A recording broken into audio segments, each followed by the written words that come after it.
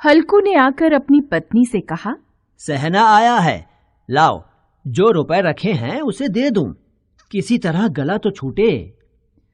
मुन्नी झाड़ू लगा रही थी, पीछे फिरकर बोली, 3 ही तो रुपए हैं, दे दोगे तो कंबल कहां से आएगा? माघ पूस की रात खेत में कैसे कटेगी?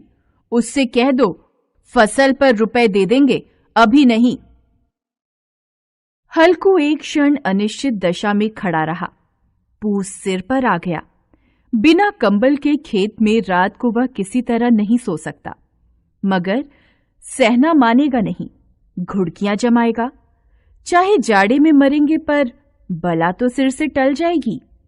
यही सोचता हुआ वह अपनी पत्नी के पास गया और खुशामद करके बोला, ला दे दे, गला तो छूटे, कंबल के लिए कोई दूसरा उपाय सोचूंगा।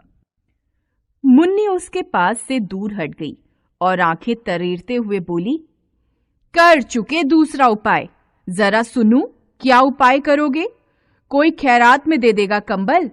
मैं कहती हूं तुम खेती छोड़ क्यों नहीं देते? मर काम करो और जब फसल हो तो उसे लगान में दे दो। लगान चुकाने के लिए ही तो हमारा जन्म हुआ है। पेट के लिए मजूरी करो, ऐसी खेती से बाज आए। मैं ना दूंगी। हल्कू उदास होकर बोला, तो क्या गाली खाऊं? मुन्नी ने तड़प कर कहा, गाली क्यों देगा? क्या उसका राज है? मगर यह कहने के साथ ही उसकी तनी हुई भौहें ढीली पड़ गईं। हल्कू के उस वाक्य में जो कठोर सत्य था, वह मानो एक भयानक जंतु की भांति उसे घूर रहा था। वह जाकर रुपए निकाल लाई और हल्कू के हाथ पर रख दिए। फिर बोली, तुम छोड़ दो अब ये खेती। मजूरी में सुख से 1 रोटी खाने को तो मिलेगी, किसी की धौंस तो न रहेगी। ऐसी खेती किस काम की कि मजूरी करके लाओ और उसे भी इसमें झोंक दो, उस पर ये धौंस सहो। हल्कू ने रुपए लिए और इस तरह बाहर चला मानो अपना हृदय निकाल कर देने जा रहा हो। उसने मजूरी से एक एक पैसा काट काट कर 3 रुपए कंबल के लिए जमा किए थे। वे आज निकले जा रहे थे। एक एक पग के साथ उसका मस्तक अपनी दीनता के भार से दबा जा रहा था। पूस की अंधेरी रात, आकाश में तारे भी ठिठुरते हुए मालूम होते थे। हल्कू अपने खेत के किनारे ऊख के पत्तों की छतरी के नीचे बांस के खटोले पर अपनी पुरानी सूती चादर ओढ़े पड़ा कांप रहा था। खाट के नीचे उसका संगी कुत्ता जबरा पेट में मुंह डाले सर्दी से कूं कूं कर रहा था। दोनों में से एक को भी नींद नहीं आ रही थी। हल्कू ने घुटनों को गर्दन में चिपकाते हुए कहा, क्यों जबरा, जाड़ा लगता है?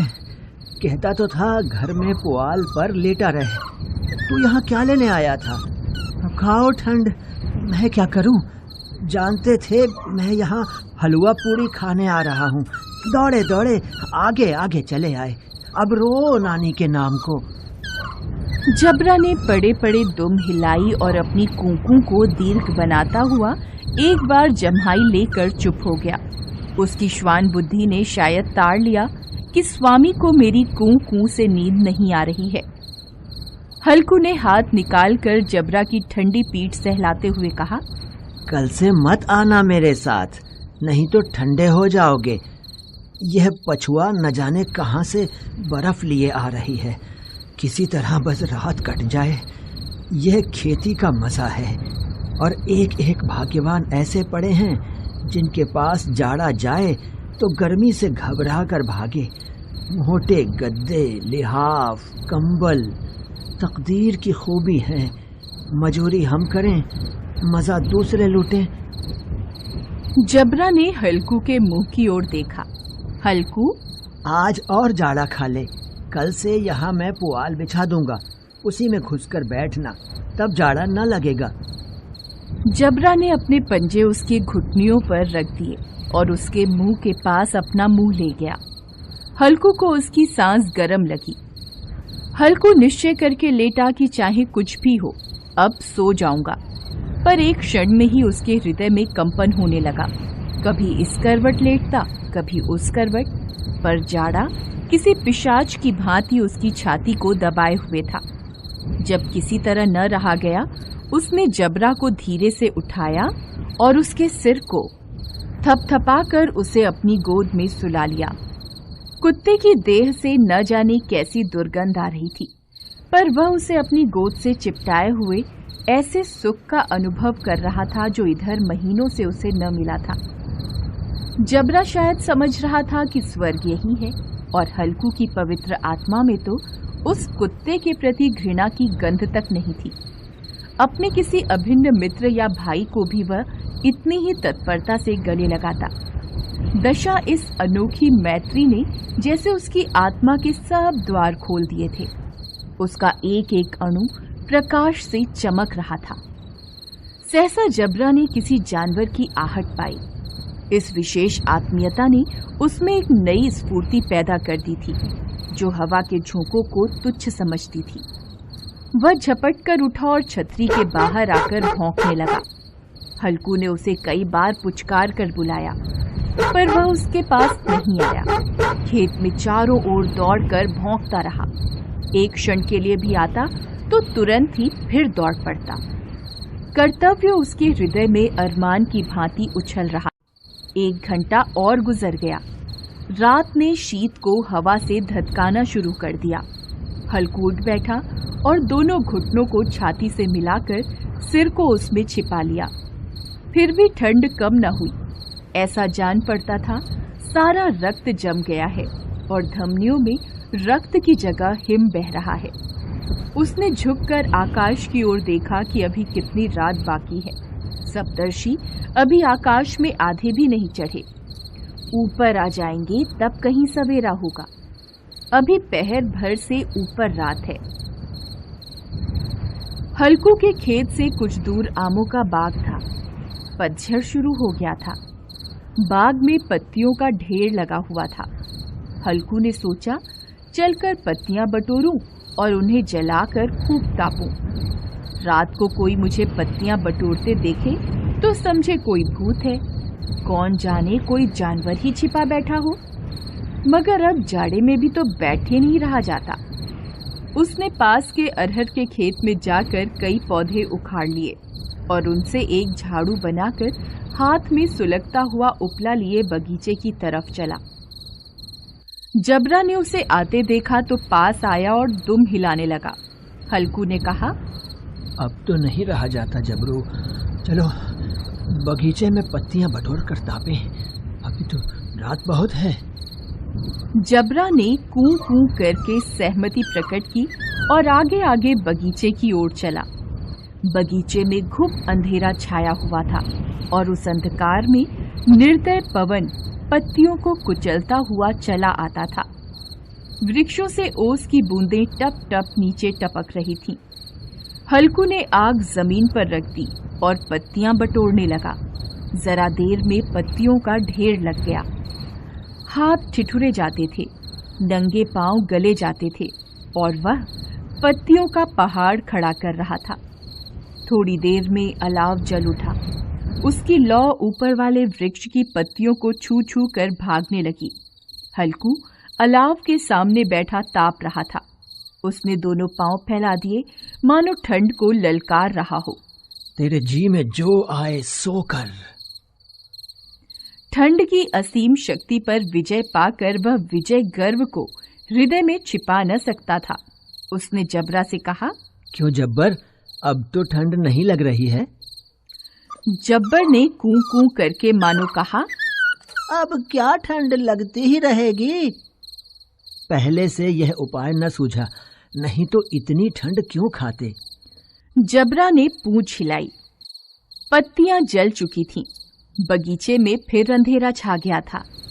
राख के नीचे कुछ कुछ आग शेष थी, जो हवा का झोंका आ जाने पर जरा जाग उठती थी, पर एक क्षण में फिर आंखें बंद कर लेती थी। हल्कू ने फिर चादर ओढ़ ली और गरम राख के पास बैठा हुआ एक गीत गुनगुनाने लगा। उसके बदन में गर्मी आ गई थी, पर ज्यों-ज्यों शीत बढ़ता जाता था उसे आलस्य दबाए लेता था। जबरा जोर से भौंककर खेत की ओर भागा। हल्कू को ऐसा मालूम हुआ कि जानवरों का एक झुंड उसके खेत में घुस आया है। शायद नीलगायों का झुंड था। उनके कूदने और दौड़ने की आवाजें साफ कान में आ रही थीं। फिर ऐसा लगा कि वे खेत में चर रही हैं। उनके चबाने की आवाज सुनाई देने लगी।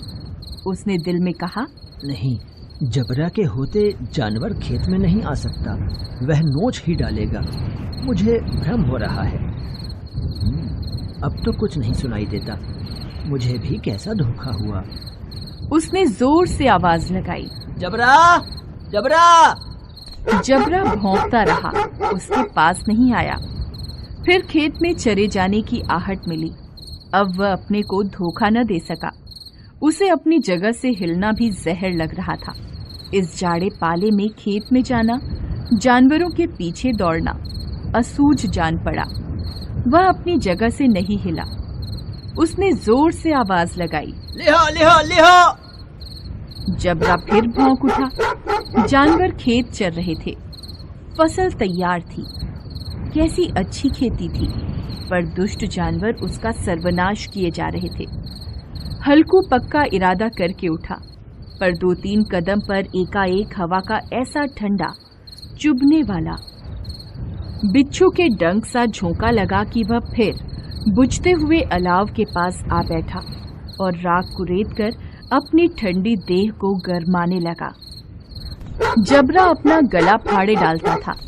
नीलगाय खेत का सफाया किए डालती थी और हल्कू गरम राख के पास शांत बैठा हुआ था।